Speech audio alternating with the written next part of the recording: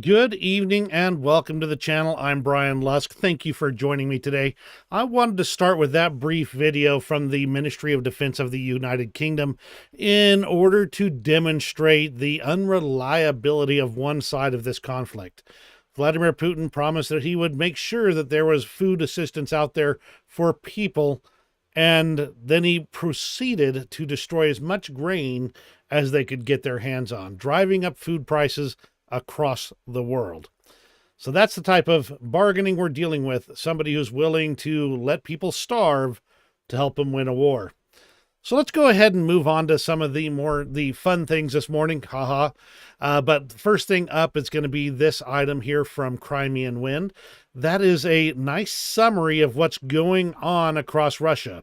Fire in Izvestia Hall, a fire at an oil depot in the Kursk region, 2 air accidents, another breakthrough in the heating main in the Novosibirsk region, and an arrival or shelling in Belgorod. Quite an ordinary day in Russia. Let's go ahead and move over to this article from the Kiev Post. Russian Air Forces set new one-day bombing record with glide bomb kits used a lot more widely. This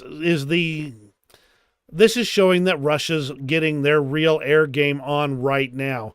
After the loss of several aircraft, it looks like they've just decided they're going to go all out, trying to take out as much of Ukraine's air defenses and frontline troops as they possibly can.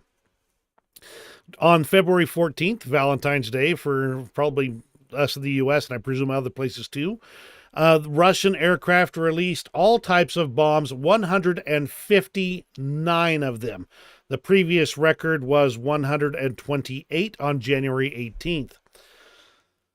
This is just an insane number of bombs for this stage of the war. And it looks like Russia's just taking everything they can into the fight right now, trying to maximize the amount of time, the amount of progress they can make, while foreign aid is really not coming in the quantities that it's required. This appears to be an overall deliberate action on their part and deliberate timing. They're going back into mud season pretty quick here. In fact, as I understand it, some areas are already back in that mud season, and they wanted to get as much advancement as they could at the time. We'll be talking about Avdiivka in a bit. It looks like there's some real major news in that area. But for now, just understand they want some real marked victories before the March presidential election in Moscow. Otherwise, Vladimir Putin's going to have some real trouble keeping the populace from being restive. There was a series of missile strikes overnight in Ukraine. They hit Kyiv, Odessa, and Lviv, and other areas of the country. The area around Kyiv, most of the missiles got destroyed outright. I don't believe that any of them actually got through this round, at least, but there was still damage from falling debris. Zaporizhia got at least 4 people injured. An educational institution and residential buildings were damaged. The Lviv region, Russia struck an infrastructure object and also damaged residential buildings and a school. Dnipropetrovsk region, Russia targeted civilian infrastructure objects. And Khmelnytsky region, there is damage to civilian objects with no casualties.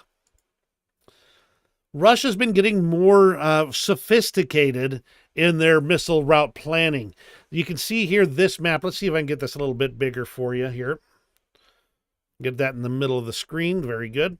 You can see these routes are getting ever more complex as they try and avoid and evade Ukraine's air defenses and try and set up a situation where they can successfully hit some of their targets. For instance, you can see one of these. Let me just go ahead and pull this up here, so bear with me a second while I get this turned on.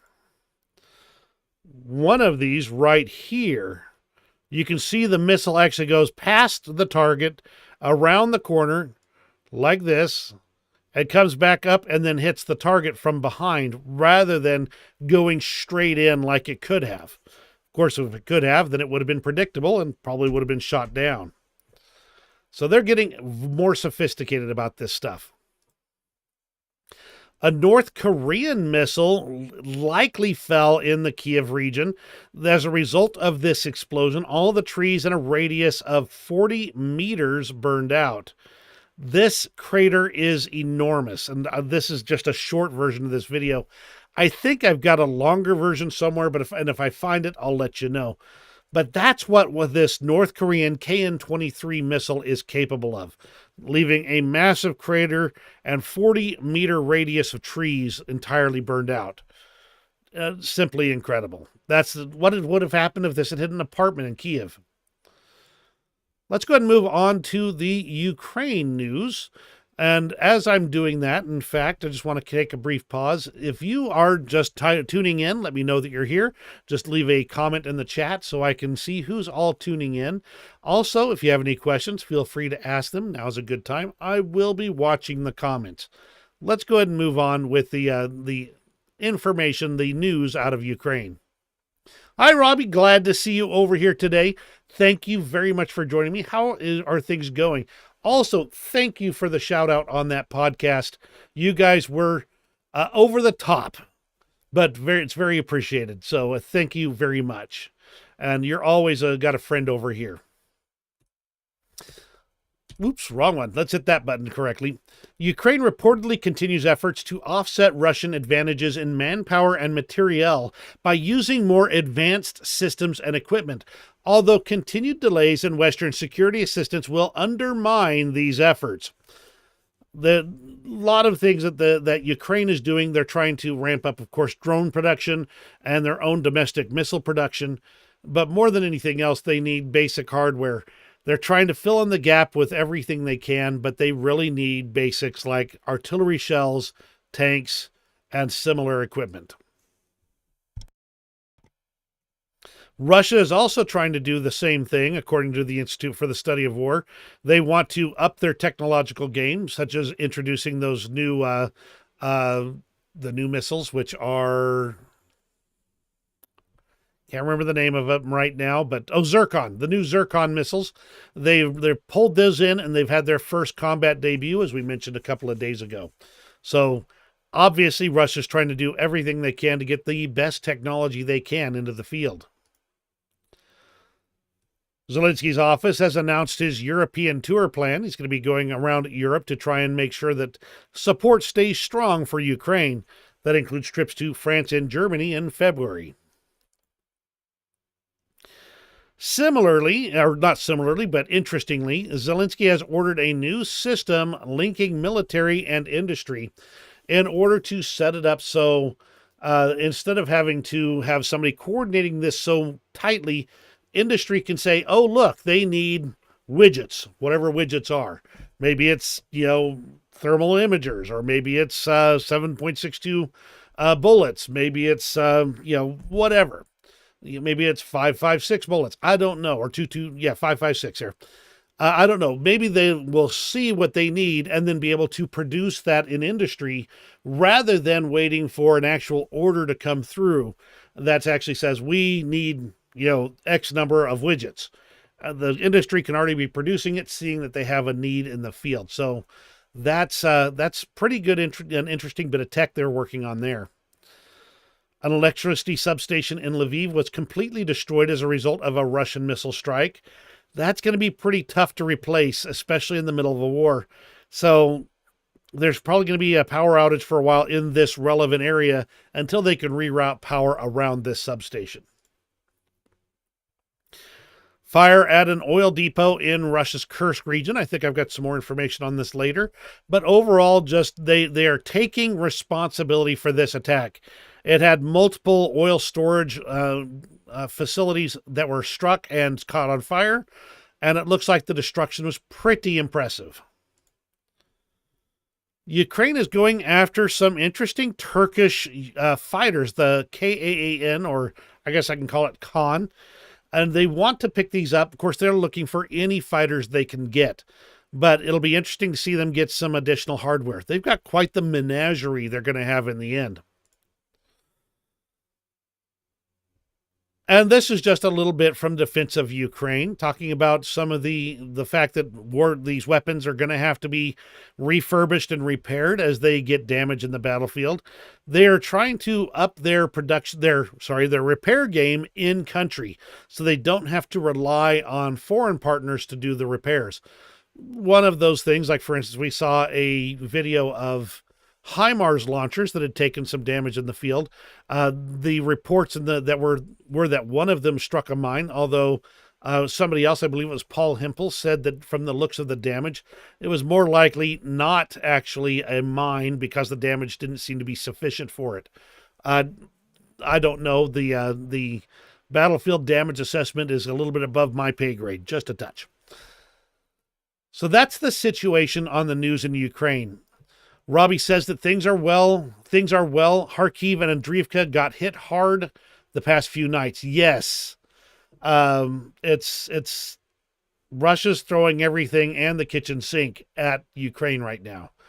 They want to get the maximum amount of progress. They want to crush Ukraine while Western partners are prevaricating. They're waffling about avoiding trying to help out Ukraine for various different reasons, and I'm not going to address those right now. Thank you for that update there, Robbie. I do appreciate it. I'm glad to hear that you're doing well as well. Let's go ahead and move on to the situation in Russia. The Ukrainian intelligence forces have announced the commencement of the active phase of an information operation by Russia named Perun. They actually talked about Perun previously, about 3 months ago from my memory, just offhand. And the plan is to engage foreign journalists, media figures, and bloggers to justify the aggression against Ukraine and present the situation from perspectives that are a little more favorable to, the Kremlin than they are to Ukraine. So far, they've not exactly reached out to me to give me money. And even if they did, I'd tell them no, because I'm not going to take money from either side in this conflict. I am trying to provide the news, not provide the propaganda. I do my best to try and filter it out. An explosion occurred at a military plant in Russia's Altai region. Of course, they say this is part of the technological process happening at the Enterprise, as always. This man is believed to produce ammunition, among other things. This is a little bit more on the Kursk region oil depot, and here is a video of the same, a brief 8-second clip. And you can see the amount of firefighting equipment and the amount of fire they're trying to put out at this situation. Quite the impressive bit of visuals there.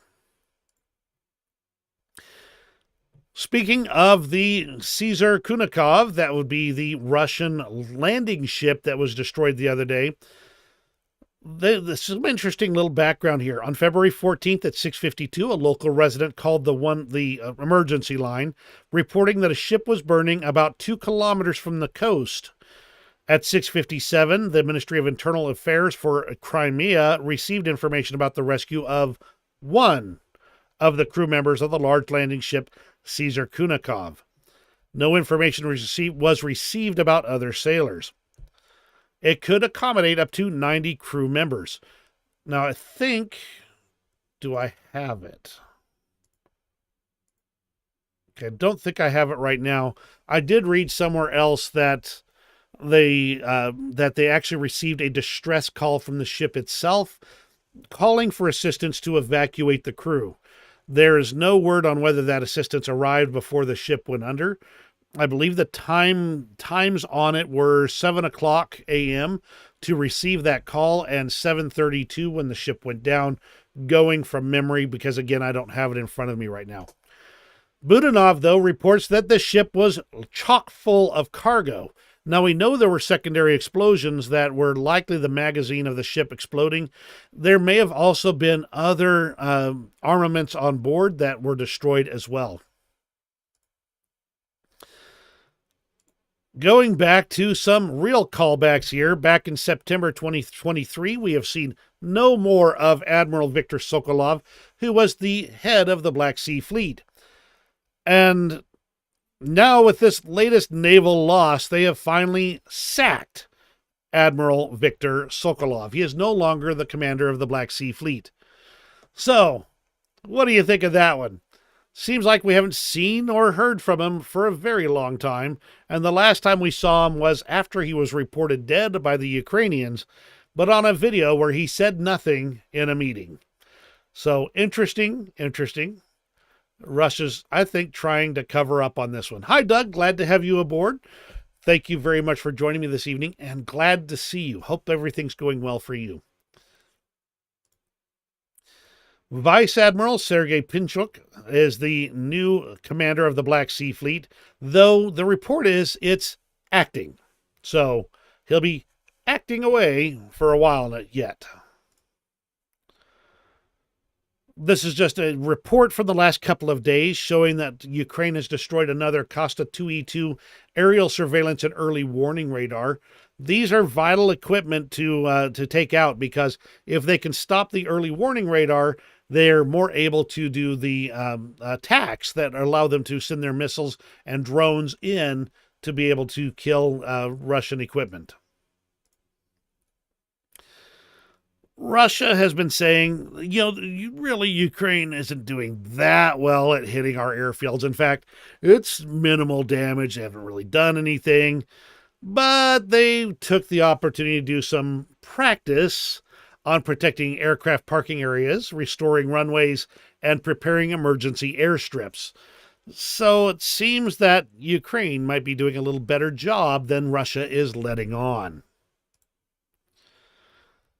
Mentioned this at the start of the video. The headquarters of the Soviet-era Communist Party propaganda newspaper of record, Izvestia, is currently burning in the center of Moscow.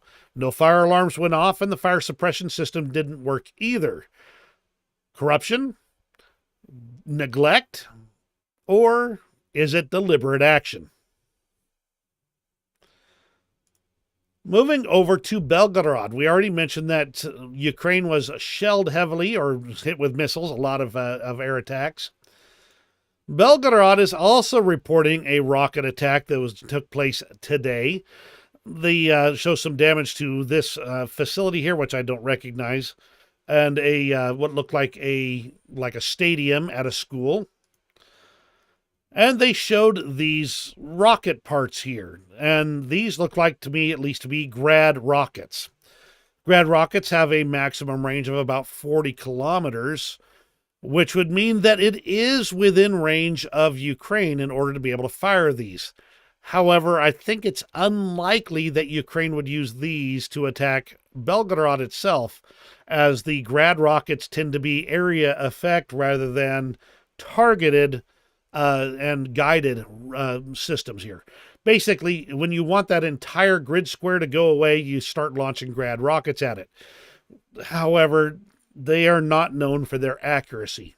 Volume of fire is their accuracy.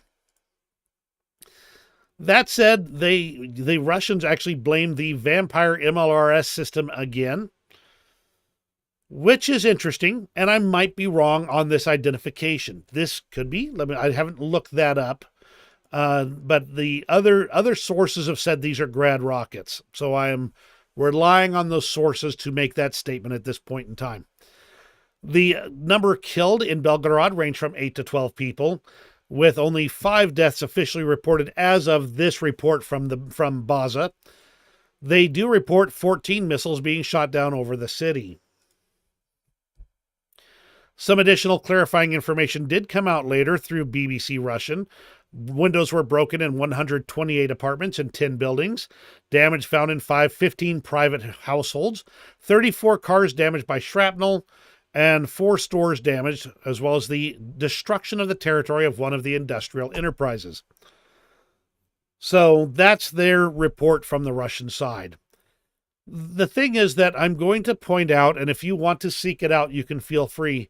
There's some very specifically emotional imagery that are attached with this Belgorod attack. Young children, a baby stroller, all having been involved in this attack. And I'm going to just state this very carefully, in that Ukraine has not taken responsibility for this attack. The weapon used would be an unusual one for them to use on a city center, but it's also a weapon that is used extensively in Russian service. I do not know if this is a false flag attack. I am just stating that the facts are in question, and we should be watching this one closely. Ukraine may have done this. I don't know. But I could also see Russia doing it as well to be a false flag attack. They've already been pretty vocal about this so far. I'm going to take a brief pause to get a drink of water. If you have any questions or comments for me, please let me know. I see we've got quite a few people already up here. Let's see, that would be 4 viewers already, and it looks like it's getting we're getting some people in and watching. So thank you very much for joining me today.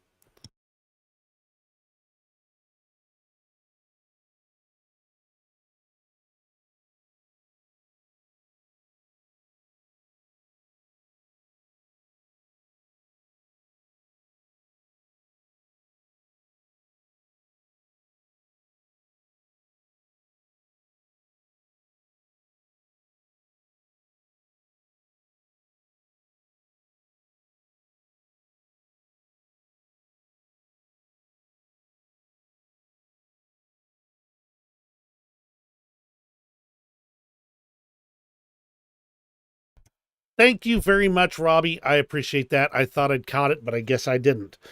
I was just saying that I think the water bottle needs a little bit of checking there, and I may have, because I dribbled a little bit on my tie.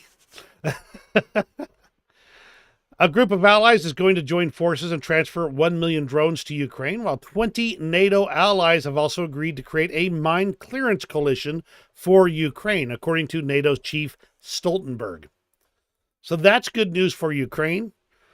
No, you can leave the message up there, Robbie. Having myself called out for missing the mute button is always a good thing and a good reminder for so other people will know.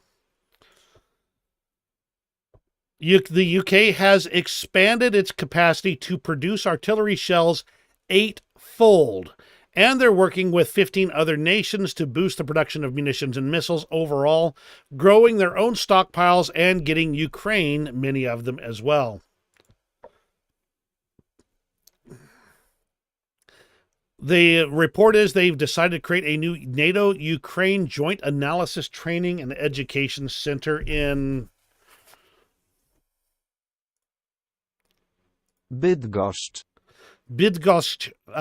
Poland. Yes, I do not have all these names down perfectly. As you can see, I looked that one up in advance, and I forgot it already. So in Bydgoszcz, dang it. Sorry, Poland. I guess I'm just not going to get this one right today. But they're going to put together this coordination and education center so that the tactics and capabilities that Ukraine is seeing on the battlefield can be taught to other nations so they can prepare for that. Hungary is blocking the latest sanctions package against Russia. Strange how they always work on this way. After being kind of smacked down a little bit last time, they're back at it again. Estonia's, I don't know what an FM is right now. Oh yeah, foreign minister. There we go. Baltic states have 3 to 4 years to prepare for Russian assessment of NATO capabilities. They are emphasizing that this time frame is only approximate, and they want to enhance their defensive capabilities before Russia starts doing those assessments. Spain is putting up a batch of M113 tracked armored personnel carriers. Ukraine's been really creative with these things, mounting machine guns and other things on them to make them into more effective platforms for not just being just a battle taxi, but actually being an effective weapon system. And Norway has announced that they will begin a training course for Ukrainian Marines in the spring on conducting operations with small boats, and will also provide Ukraine with such boats and equipment. I wonder where they might need some of that in the near future. The Polish armed forces have deployed military aircraft into the sky due to the activity of Russian strategic aviation. Basically, they saw the aircraft coming. Were getting too close to their border, and so they scrambled some jets to keep an eye on the Russian jets. So overall, we're getting even more tense. It's just going to take one wrong move by the wrong person to touch this off into a world war, effectively. Canada is allocating another $44 million for defense of Ukraine. This includes money for training F-16 pilots, buying equipment and supplies for these fighters, and weapons and ammunition. I caught this one just kind of as an interesting aside. Blogger Kristina Puzareva is guilty, according to a U.S. court, of sending drone and missile components worth $7 million from the United States to the Russian Federation. It'll be interesting if there's more information on this situation. Did she just box up parts that she picked up at the local store and ship them off to Russia? Interesting, if so, and quite the hole in sanctions. Briefly delving into U.S. politics because it directly bears on the Ukraine war. U.S. aid for Ukraine update, it is stalled in the House. In fact, Speaker Johnson said there was no rush to address this bill, gave the House Friday off, and then said that Congress will not be in session again for 2 weeks. That's as a major national security threat was identified and advertised as, and the work of the body is not taking place. It also means that they're getting even closer to the next budget showdown in the House. They're not doing the work of governing the nation over there in the House. They're, well, all talk, no action. And it pains me to say that. It really does. The Pentagon announced the successful launch of 6 satellites that will track hypersonic and ballistic missiles. Found that really interesting. And now I've only got it from, I don't have this officially confirmed, but really interesting that they're adding additional capabilities into space, especially in context of the national security threat that they identified as well, which we'll address a little bit later after we've gotten through the front lines and get into some of the extra news from around the world. Not a lot, don't worry. I won't be exactly going on and on and on. I'm just going to have a few things that caught my eye. So let's go ahead and move on to the situation on the front.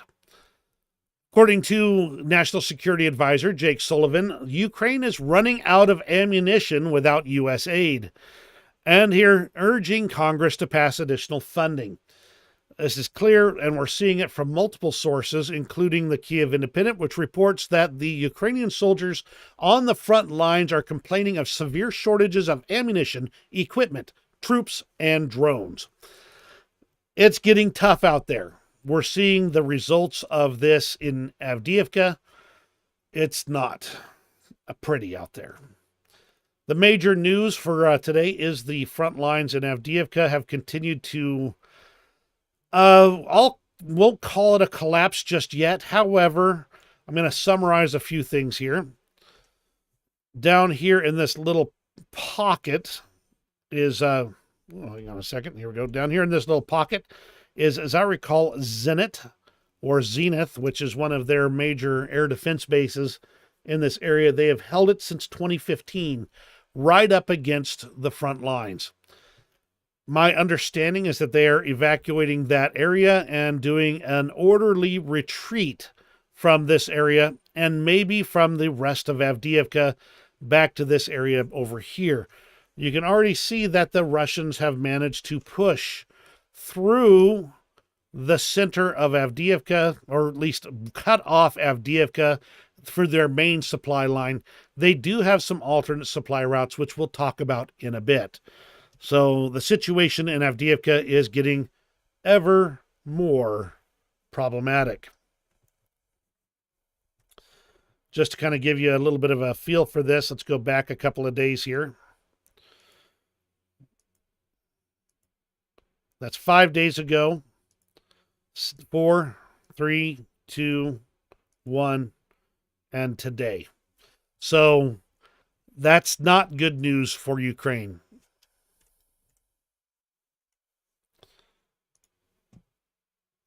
Over in the Crimea direction, there was an assault attempt by the Russians. 10 armored vehicles, including 7 tanks and 1 TOS flamethrower launcher, were simply devoured by combined FPV effort and artillery today in our direction. I tell you guys, the drones are kicking piranhas. The drones are like piranhas. Got to say that correct. Most of the assault forces are still deep behind their lines when they met their fate. Drones are making a huge difference on the battlefield. Now let's go ahead and poke over into Avdiivka for a bit and kind of get a feel for the situation. As I said, not pretty. The 3rd Separate Assault Brigade has reported they're in the area and urgently redeployed to strengthen Ukrainian troops in Avdiivka. The situation in the city at the time they were deployed was extremely critical. They do report having basically destroyed 2 brigades of enemy troops just to get started. To quote them, "Our fighters demonstrate unprecedented heroism. We are forced to fight at 360 degrees against new brigades that the enemy is setting up." They do report that 2 brigades of Russia were critically damaged, with the exact losses to be reported later. The objective situation, the report, remains threatening and unstable. The enemy continues the active rotation of his troops and throws new forces and means into the city.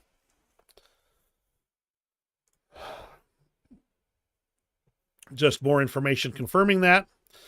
This location that Zelensky was at just a couple of weeks ago has been taken by the Russians, and they have posted the Russian flag. So that should tell you that even though Zelensky was just a few hundred meters from the front lines, that doesn't mean they're going to be able to hold that city once he's gone. It's rough out there. It really is. The Z bloggers have reported that Russian troops have seized that main entrance to Avdiivka. This is the main supply artery for Ukrainian armed forces in the south, and it's not looking good. Like I said, they're on to their secondary routes, which I've got somewhere in here a picture that shows those. But once that secondary route is gone or cut off, it's down to basically busting trucks across fields. Fierce fighting is taking place in the city, says Ukrainian General Tarnovsky. Our troops are using all available forces and means to deter the enemy. New positions have been prepared and powerful fortifications continue to be prepared for all possible scenarios. We value every piece of Ukrainian land, but the highest value and priority for us is to save the lives of Ukrainian soldiers. The Avdiivka defense operation continues. Our soldiers continue to destroy the occupier's army and grind the enemy's resources and reserves, which he throws into the battle without regret. No report states that everything points to a strategic withdrawal, with the Zenit Air Base now being abandoned and Russian-controlled. The Russian forces have advanced towards the cemetery south of the sand quarry there and advanced through Lastochkiny through the open fields. Video confirming the Russian forces have hoisted their flag over in Zenit, taking down any Ukrainian flags that were left. And additional geolocation of the footage here, geolocation of that footage. So confirmed and double confirmed that Russia has taken this position. Russian channels say that they delivered an ultimatum to the Ukrainian forces in Avdiivka last night. They did not respond, and the resistance is still fierce.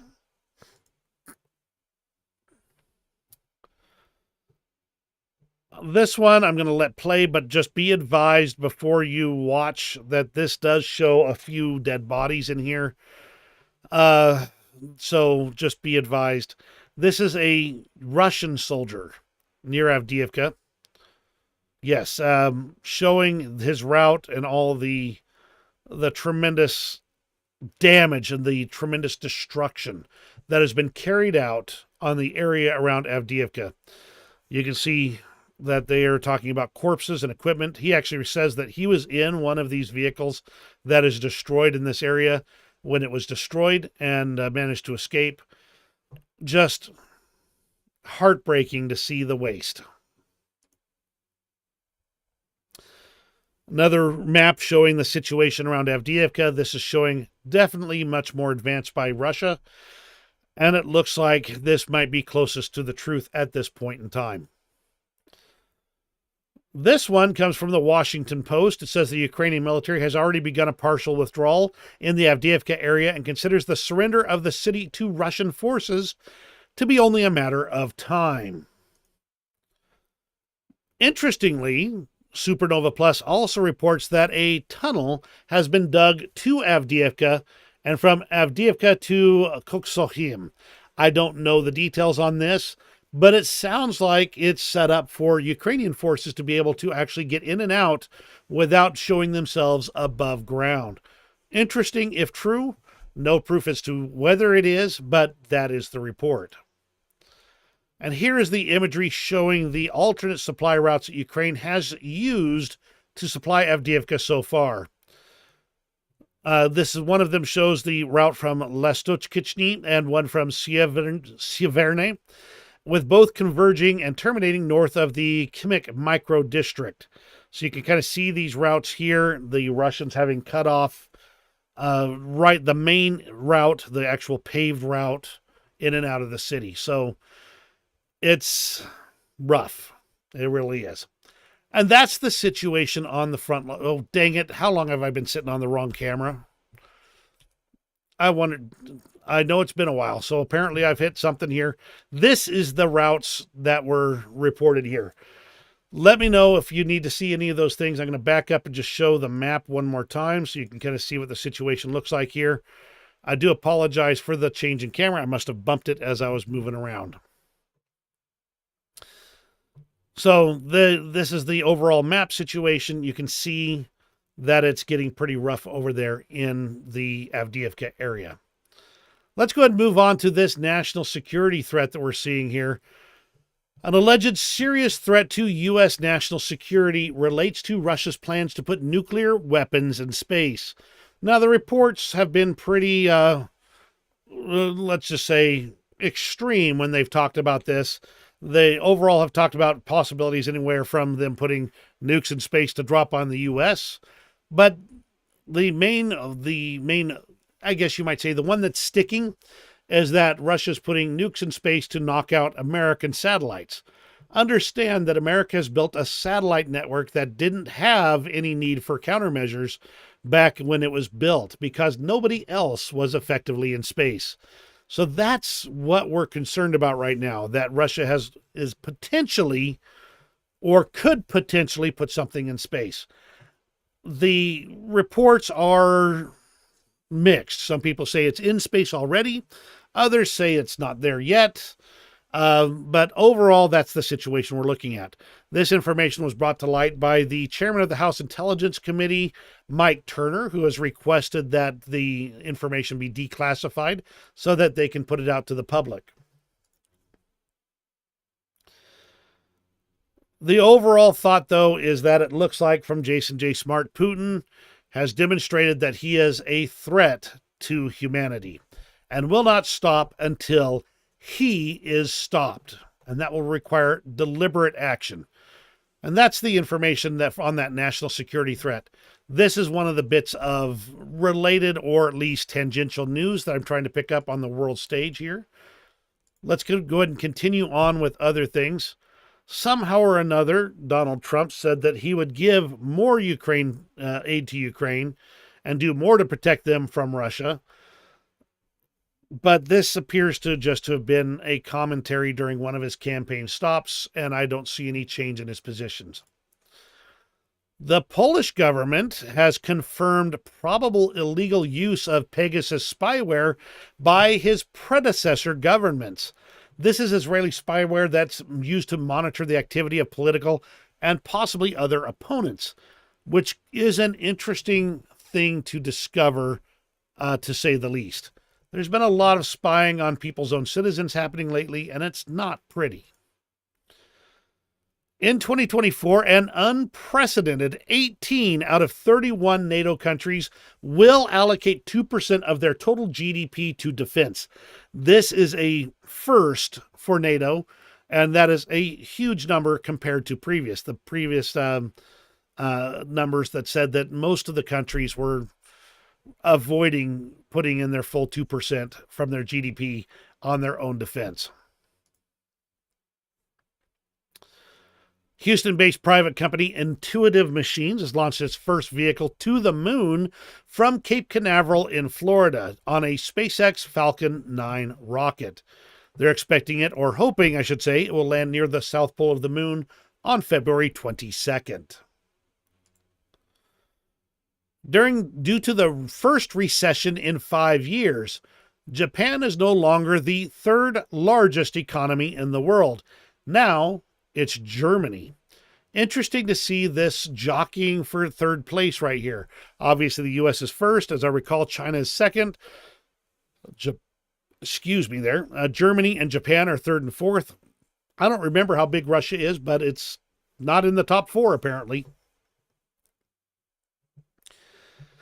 And we'll end off with some interesting extras here. And I'm going to back this up and try and read this to you rather than play it. This is a Russian POW who shares a story. The story, and I'll go through it here, is basically two Russian soldiers were bringing an injured man back. And a Russian kamikaze drone struck their group, killing the wounded man. The 2 other soldiers managed to bail out before the attack happened and did make it back to their units. But let's go ahead and read this here. It's about a minute and a half.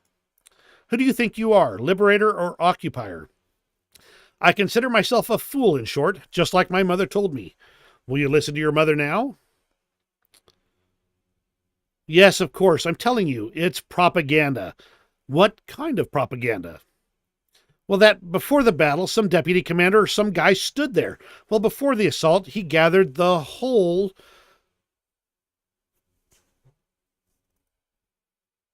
platoon. Not the whole platoon, but the whole company. 3 platoons. And started to tell about the Ukrainian people. That our grandfathers fought. Well, your grandfathers fought. Now you have joined the other side, the side of fascism. He said a lot of things. Well, he told propaganda. Have you seen fascists here? No. And the Binderites? I don't know. People here are nice. No one hurt me. How are you treated in the unit? In the unit, they treated us like dogs. They abandoned, for example. Our 2 men were carrying a wounded man to evacuation. A kamikaze drone from our side finished him off. The fellas jumped.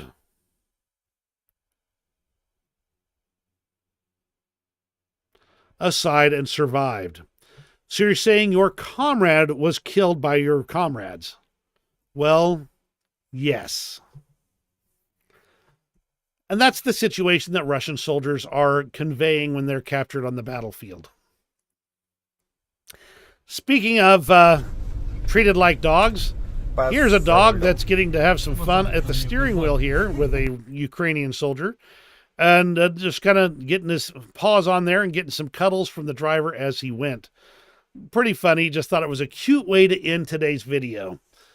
So with all that said, do you have any questions or comments before I close up? I will be watching for them for a minute or so here as we kind of get things finished up. Let me know what you think of my coverage of the war so I can kind of see where I can improve. If you're seeing some additional information that you would like to see more regularly, let me know, and I'll take a closer look at it, see if it can be incorporated into these reports. Also, I do appreciate all of you for being here. You guys are what makes the channel amazing, and every one of you is appreciated. Just know that you're right here. And on that note, seeing no questions or comments and no indications anybody's going to jump in, thank you all for joining me today. Hit me with that thumbs up if you enjoyed today's video. You have a great rest of your day, and we'll see you on the next video.